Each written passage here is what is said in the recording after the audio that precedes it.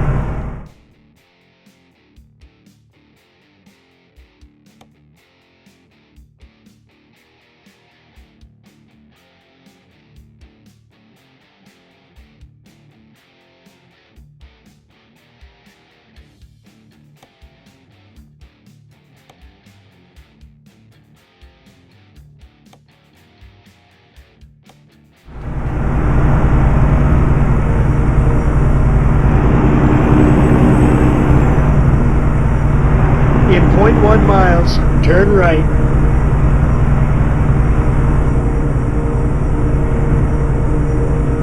Turn right.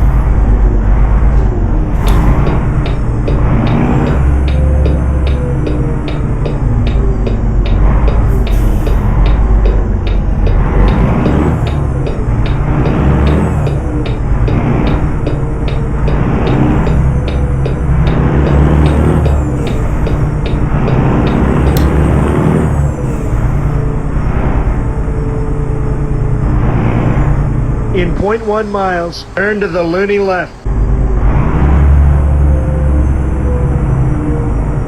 Turn to the loony left.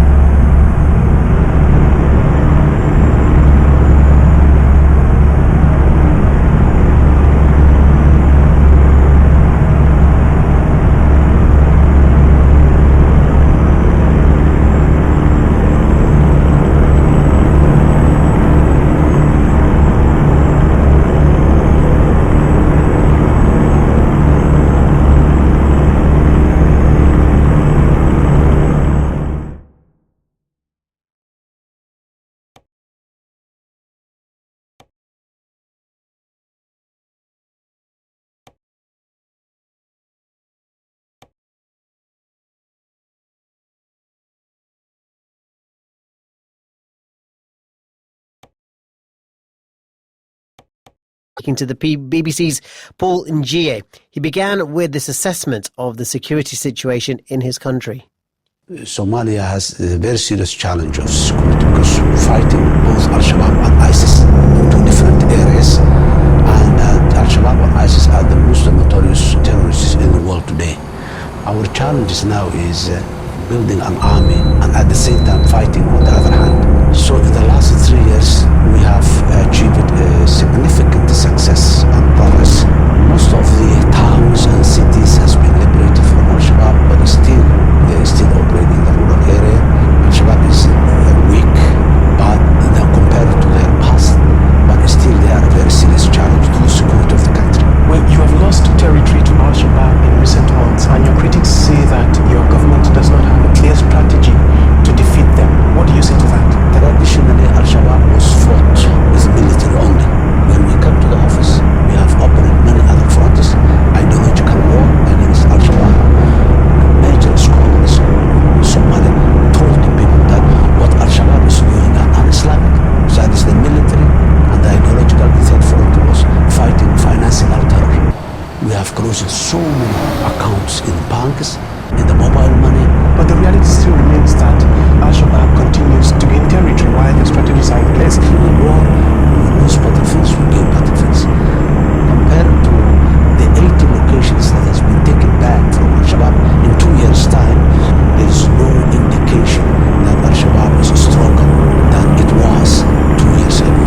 Well, you say that Al-Shabaab is no longer strong, but you were a victim of an assassination attempt and you survived that attempt in March.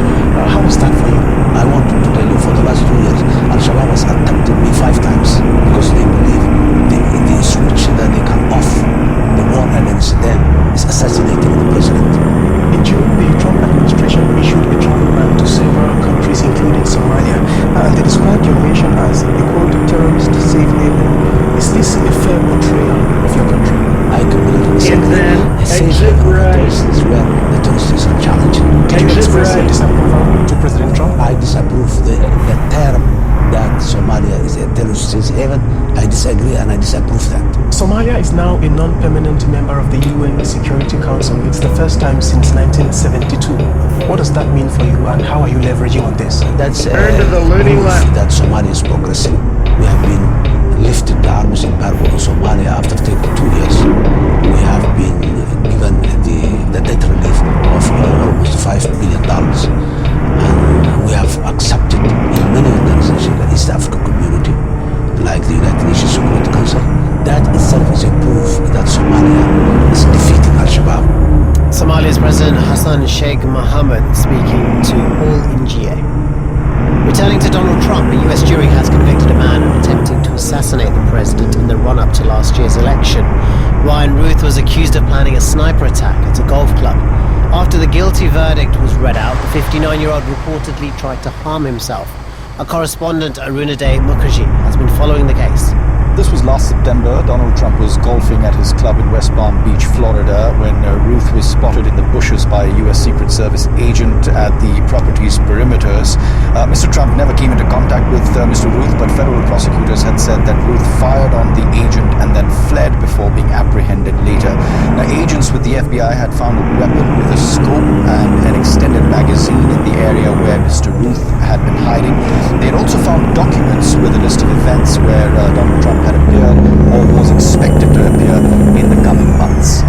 And now a court has found Ruth guilty. That's right. The jury found the 59-year-old guilty of all charges, including the attempted assassination of a major presidential candidate and a range of firearm offenses. Mr. Ruth attempted to harm himself, as you pointed out, after that verdict was read out, and he reportedly tried to stab himself using a pen before the U.S. Marshals had to intervene. Now, he had taken this rather unusual decision to represent himself at the trial, where he pleaded not guilty, and soon after that verdict, we heard from President Donald Trump as well on Truth Social, where he congratulated the Department of Justice, thanking the judge and jury, calling Ryan Ruth an evil man with evil intentions, and said this was a very big moment for justice in America. And this was the second high-profile assassination attempt on Mr. Trump last year. This raised all kinds of questions about security surrounding him. That's right, and the ability of Secret Service to actually handle high-profile presidential candidates, it was taken very seriously for this reason, because it happened weeks after the more serious assassination attempt in Butler, Pennsylvania, where that bullet actually grazed Donald Trump's ear. You would remember those images from last year. Now, both incidents prompted intense scrutiny of the U.S. Secret Service, and as I said, where it stood, whether there were any lapses. That shooting in Butler had actually left one person dead and injured multiple others. So, obviously, this has been a big security question, which is why you've heard the likes of FBI Director Kash Patel also speaking out on social media after the verdict, saying we have a lot more work to do to crack down on political violence, and you have to understand that all this is also happening in the context of that recent killing of Charlie Kirk, which has prompted all sorts of security concerns across the country. Arunade Mukherjee speaking to our newsroom colleague Janet Jalil. Along with spaghetti, you're Italy's greatest invention. The actress Claudia Cardinale said that was the best compliment she ever received. The words were from the actor David Niven during the filming of The Pink Panther. The Tunisian-born star of Italian cinema has died at the age of 87 near Paris. Mark Duff looks back at the life and career of a woman who the Los Angeles Times magazine named one of the most beautiful women in film history.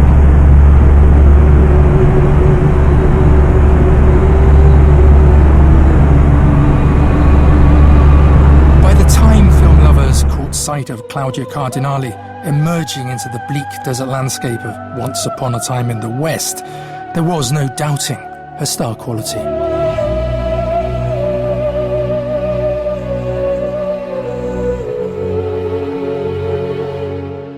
Her character, Jill McBain, a strong single woman, undaunted by the tough predatory men who surround her, went some way towards challenging Hollywood's brutal sexual stereotypes.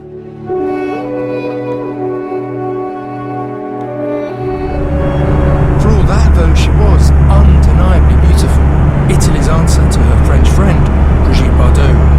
And early on, it was her beauty which brought Tom billing. Occasionally a role in a picture are so impressive that we behind the camera want to shout about it from the rooftops. Burt Lancaster announcing his latest film in 1963.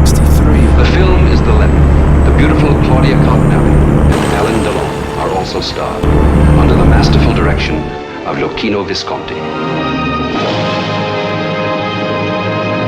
When the big studios came calling, she dealt with them on her own terms, as she explained in a BBC interview. They asked me to sign the contract, but I always refused. I want to be independent and free. I did lots of movies, but I want to live in Europe.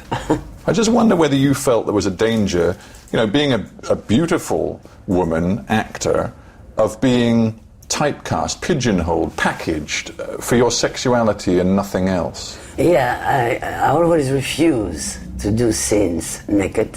Always. They ask me many. I said, no, I don't want to sell my body, and I want to be judged on the acting. Instead of Hollywood, she was chosen to work with some of the giants of European cinema.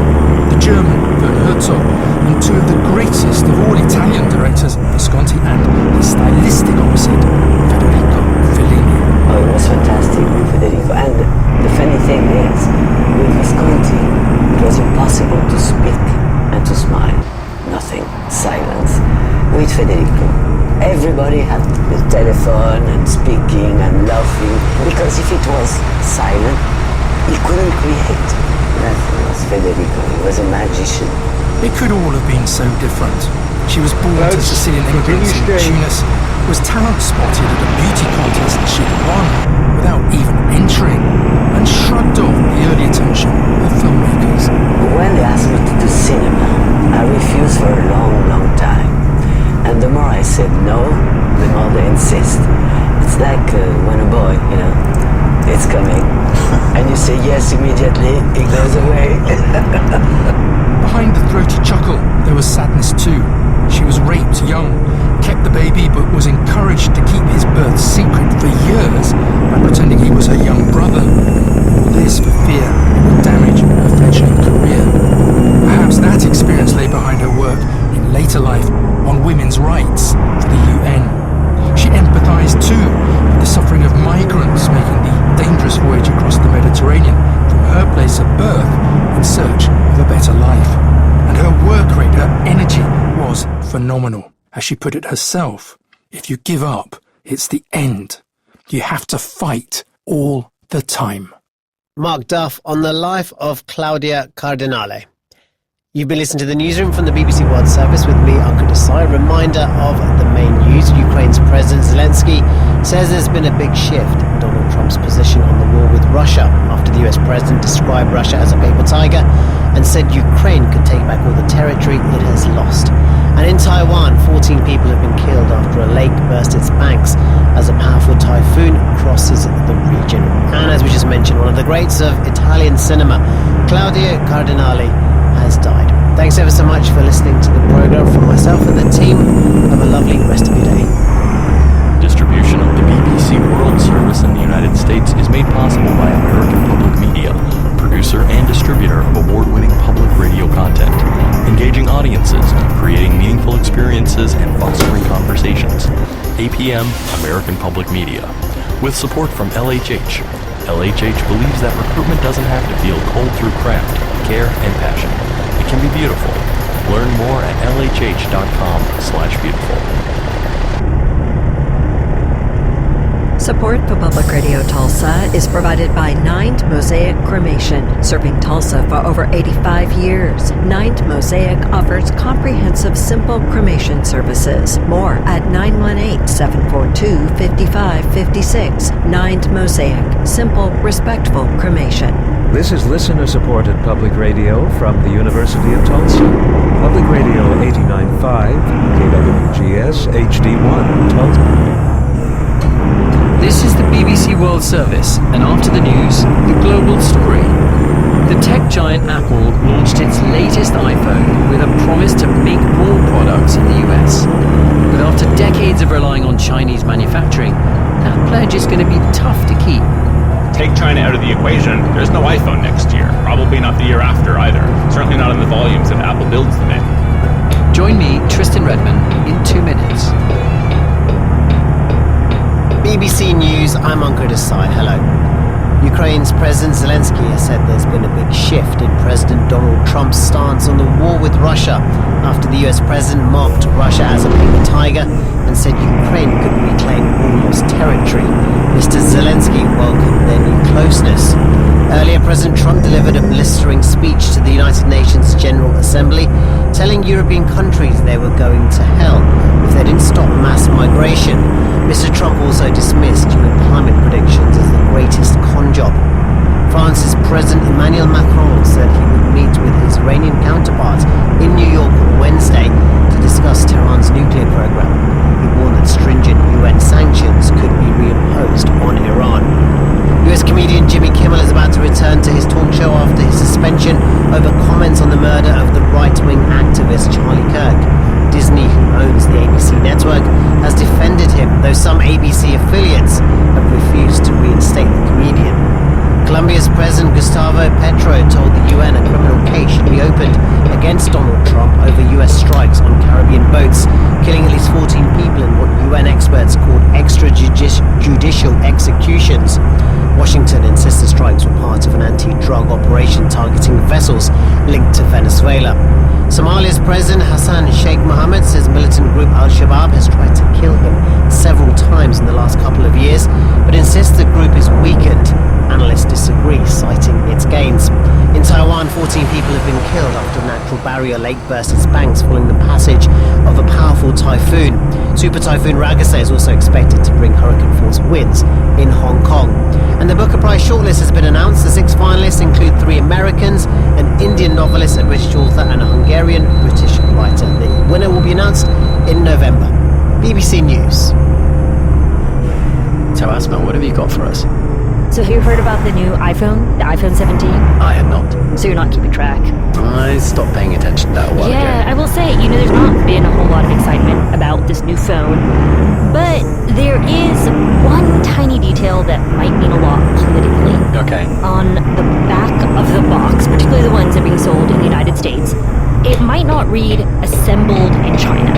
Yeah, because it said that for as long as I can remember. And that is because of a big promise made by Apple CEO Tim Cook to try to move the business away from Chinese manufacturing.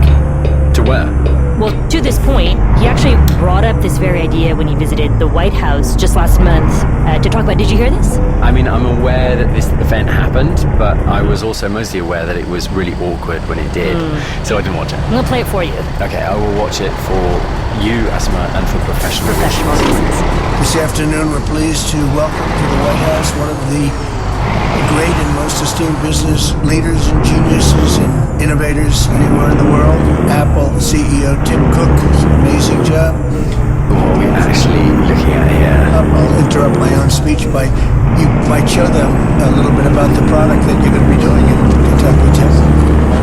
Yes, please.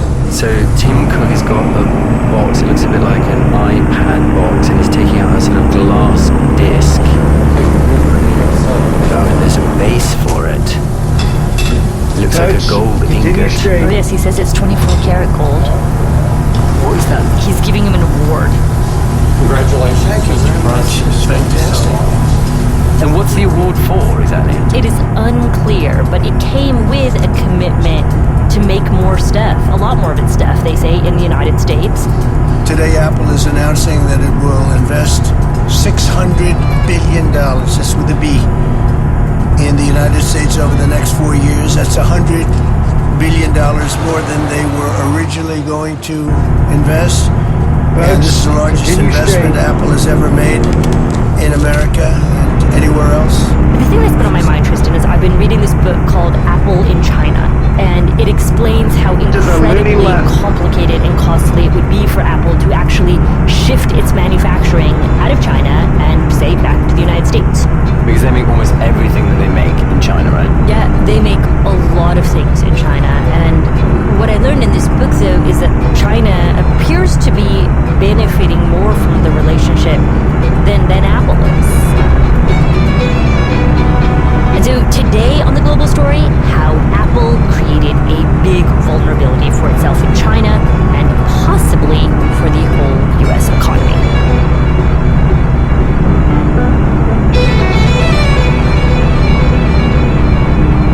Sometimes you can spend years reporting on something and never get to the root of it. I was the Financial Times Apple reporter for 4 years, and when I look on it now, I realized I didn't really know how Apple made their products, and I didn't know much about their operations or their relationship with China. And that's, of course, foundational to the company. That's Patrick Mickey. He's the author of that book I was mentioning. And like I say, I hadn't really thought much about Tim Cook before, but reading this book made it clear that without him, Apple could have been a complete mess. And to understand where it's at now, you've got to know a bit of the history. When Tim Cook joined the company in the late 1990s, Apple was crawling back from the brink of bankruptcy. And its manufacturing process was, I would say, chaotic, to put it mildly. Steve Jobs, who was the CEO then, had a whole lot of strengths, but running factories was not one of them. So Tim Cook is brought on to lead operations in around April 1998. In some ways, he is the opposite of Steve Jobs, but he's also the perfect counterpart. Both have no tolerance for defects, no tolerance for B players, but their temperaments are very different. One of my favorite quotes in the book is from someone who worked with both of them, and he says, the difficulty of working with Steve Jobs is emotionally, he could go from 0 to 100. Tim Cook would go from 35 to 36. And I love that because it's difficult to read him. And he's very demanding of like layers upon layers of details. When he comes in, the first meeting he holds, which is usually 90 minutes, ends up being 13 hours long. So he's just asking for people to go through hundreds upon hundreds of Excel sheets to look at every component, every facet of the supply chain, and really understand it in great detail. A few people on this team had glasses when Tim Cook joined. Within a few years, everybody has glasses, right? Because they're all staring at these Excel sheets. So he really cares about the minutiae, and yet he's able to see the big picture as well. So he's an operations guy. What was his plan for trying to get Apple manufacturing at the scale that it needed to be? I mean, Tim Cook's biggest accomplishment in the earliest years is probably convincing Steve Jobs that the level of control that Jobs really demanded was possible even by outsourcing. understand outsourcing is to almost see a conundrum or a paradox. In 0.1 because miles, if you're turn to the outsourcing, loony you're left. inherently relying on a third party to build your products. Like, in other words, it sounds like a loss of control. And in most cases, it is. This is actually usually an advantage to companies because they don't want to bother with manufacturing. And then to the loony The left. difference between Apple and basically everybody else is they don't chase cost, they chase quality. And the trouble with Asia, and in particular China in the late 90s and early 2000s, is they don't quite have the quality levels that Apple demands, which are really off the charts. So Apple's solution to this is to send over reams of engineers to basically train people on how to do this kind of stuff.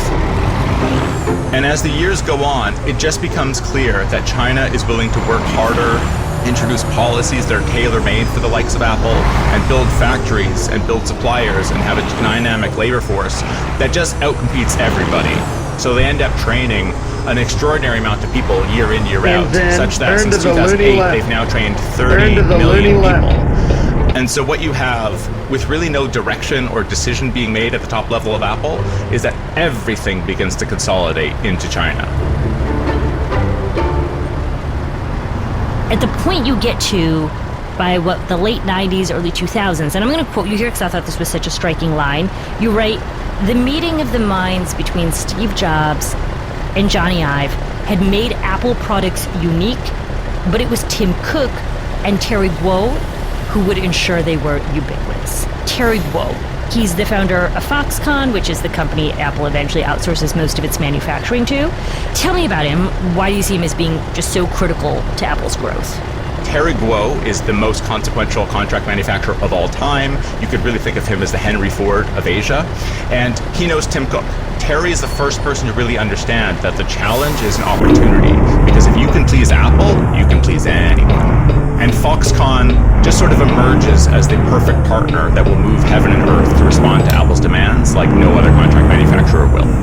I mean, what was he fundamentally offering them that they could not do by themselves and that other companies would not or could not do? One is that Terry's hero is Genghis Khan, and that he runs his factories with a military efficiency. Second is that he's really taking advantage of what China offers, which is not tech competence, but it is a seemingly unending supply of rural citizens who are moving to places like Shenzhen, just across the harbor from Hong Kong, to work in these factories for 12 hours a day. One thing I love about Terry Guo is that in the earliest years of his relationship with Apple, any money he was making was going to the production line. So even his own office, as late as 2010, was essentially like a 20-foot shipping container with a tin roof. And the result of that is that Shenzhen often has these monsoon seasons, so it's raining all the time. And people calling Terry Guo wouldn't be able to hear him because the rain on the tin roof was like a little symphony of hammers, drowning out anything he was saying. And so, even though it was problematic to have this little office that would have been frowned upon, it was actually serving a purpose by saying, we are all about the clients. Every dollar we earn is going towards your production, not our comfort. Thanks for coming today. So, this is happening in the early 2000s. We have something really exciting for you today. The same time that Apple launches the iPod. To have your whole music library with you at all times is a quantum leap in listening to music.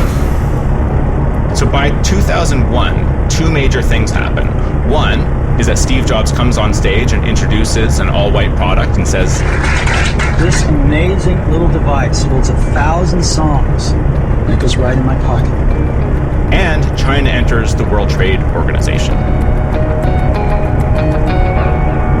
So this is a really fateful few months where basically the future of handheld devices are going to get their start in China, and China is now part of the world, as it were. And so you're going to have more integration with other countries, more trade, and so the stage is set for the Apple and China marriage to sort of come together. You know, this is the meet cute moment between Apple and China. 2001. I love that. Yeah.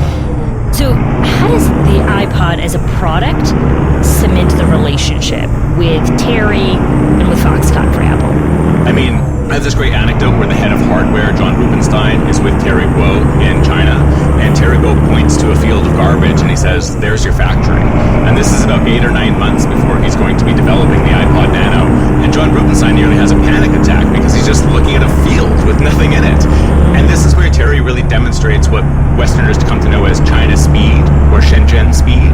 And it's that when he goes back just a few months later, the factory's basically up and running. And John Rubinstein's quip about this is that we wouldn't be done the environmental paperwork in the time in which Foxconn could actually build the factory. Yeah. So Foxconn could go from building 0 of something to building 100,000 per day at a rate that nobody could compete with, and they just absolutely wow Apple. And the result of that supply and the cool aesthetics is that the iPod just becomes wildly popular. Did anyone at Apple during this time period raise alarm bells about Apple becoming increasingly tethered to China? China was on the march to democracy, right? That's what we all thought. And so there wasn't particular reason to think, wait a minute, we're too exposed to China. The asterisk is that on the one hand, this is still when Steve Jobs would prefer to take back the supply chain and sort of have things built in America.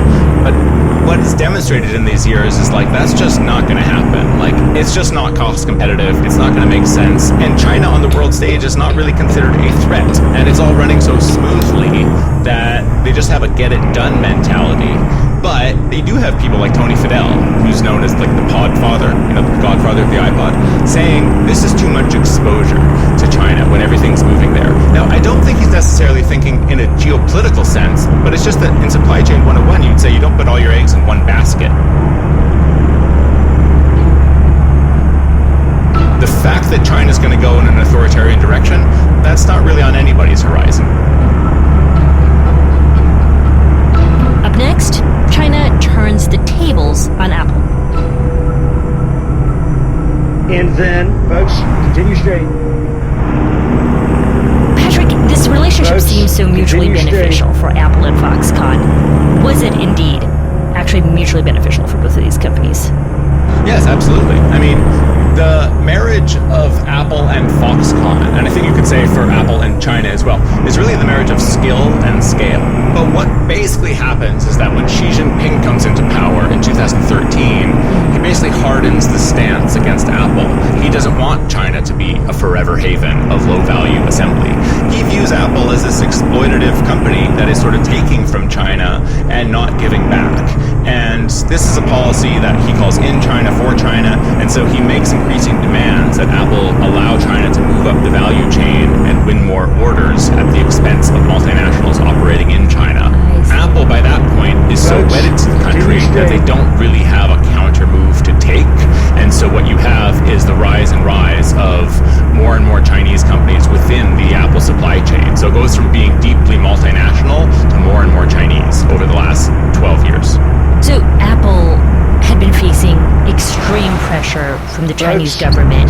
So when Steve Jobs dies in 2011, Tim Cook becomes the CEO. You know, you see then, as Tim Cook became CEO, they are also facing increasing competition just with sales of iPhones inside of China with rivals like Huawei. And that's happening, you know, pressure campaign from the Chinese.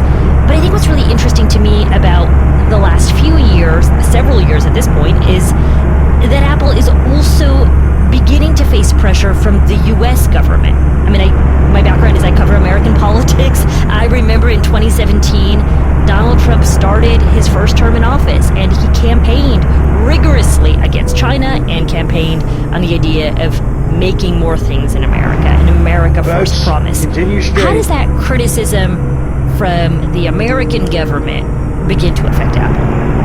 I would say probably for the first 4 decades of Apple's existence, politics isn't really something they need to consider. Everything changes in the 2010s. So Tim Cook is placed in this hugely difficult position where on the one hand, he has to please Xi Jinping so that the operations remain humming.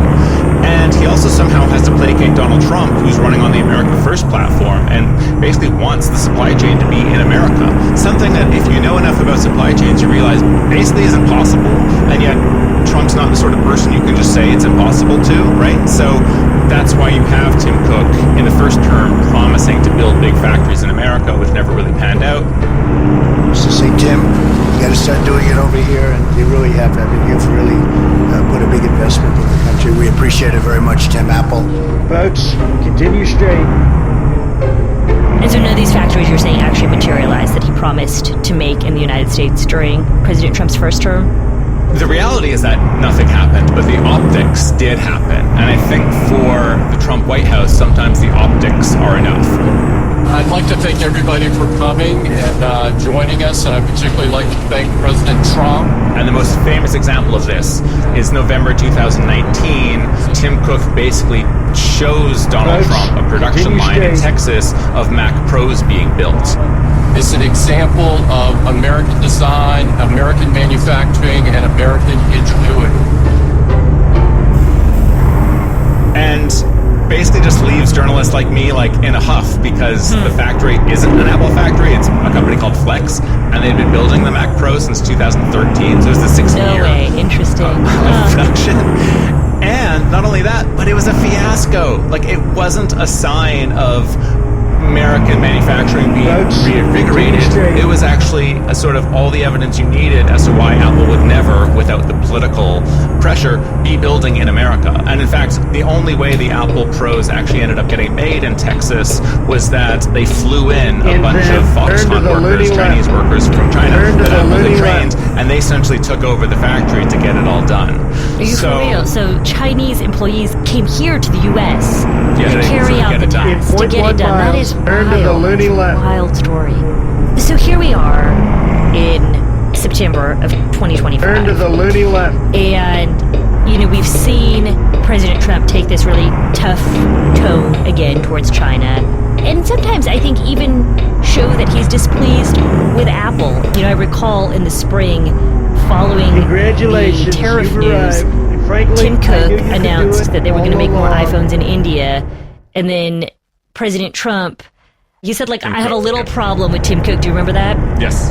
And then we saw Tim Cook visit the White House just last month. And it's just an honor to have you. As you know, Apple's been an investor in other countries a little bit. I won't say which ones, but a couple. And he pledged $100 billion on top of an already existing $500 billion announcement that Apple made to invest more in the United States. $600 billion. It's the biggest there is. What do you make of these new back and forths between the Trump administration and Apple in this second term? Well, the result of Apple investing billions upon billions of dollars into the workforce and the production machinery, distribution, and logistics within China is that you really can't build the combination of quality, quantity, and cost anywhere outside of China. That's what 25 years of Apple investment will do to a country. And so what Tim Cook has done as a statesman, right, as a diplomat, is to make big investments that are sort of eye-popping to Donald Trump.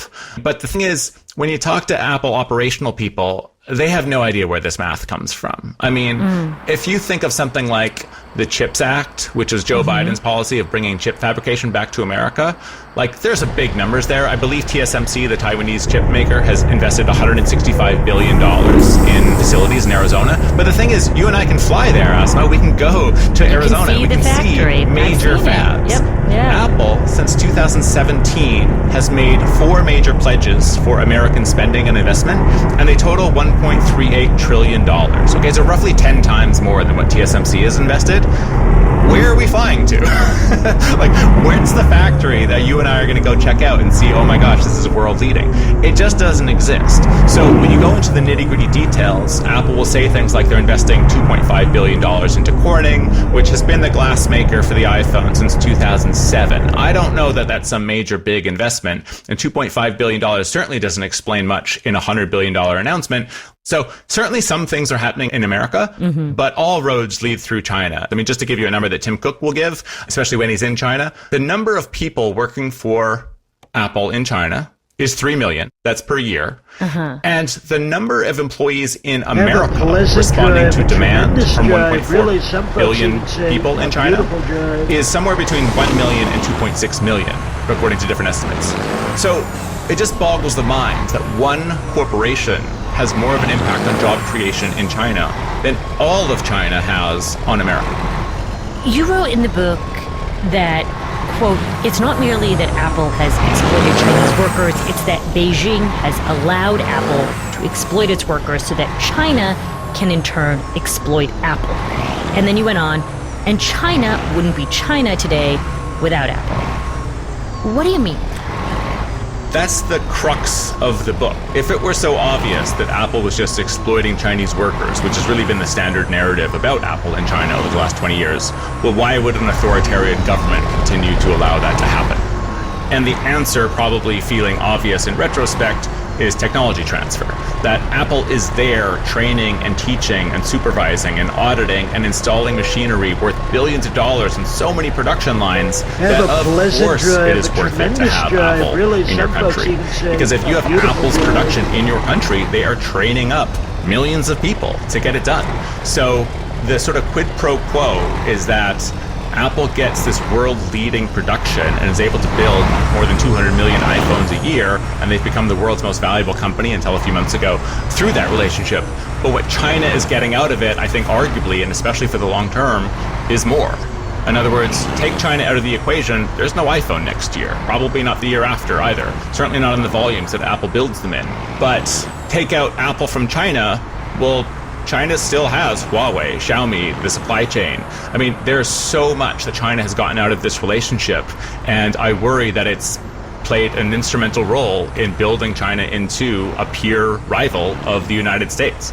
So, we've spent so much of this conversation talking about Tim in Cook 0.1 miles, and Terry turn Kuo. right. Where Turn right. are they now? I mean, obviously I know Tim Cook's the CEO of Apple, but how does this story finish, you think, for him and then also for Terry Kuo?